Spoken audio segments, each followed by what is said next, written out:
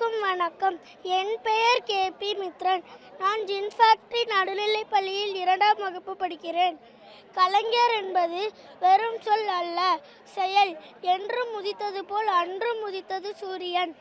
ஆனால் திருவாரூர் மாவட்டத்தில் திருக்குவளையில் திரு முத்துவேல் அஞ்சகம் அவர்களின் தவ புதல்வனாக பிறந்தவர்தான் கலைஞர்.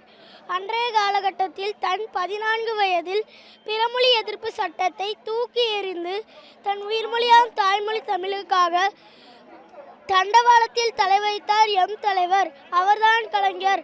அரசியல் நாகரிகம் கற்று தந்தவர் கலைஞர். பல வியக்கத்தக்க திட்டங்களை தமிழக அரசியலில் புகுத்தி செய்து காட்டியவர் கலைஞர். உலக அரசியலில் ஜாம்பவான் கலைஞர்.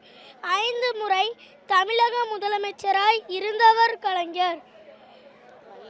வயது முதிர்வின் காரணமாகவும் காலம் செய்த கோலமாகவும் 2018இல் நம்மை விட்டு மறைந்தார்.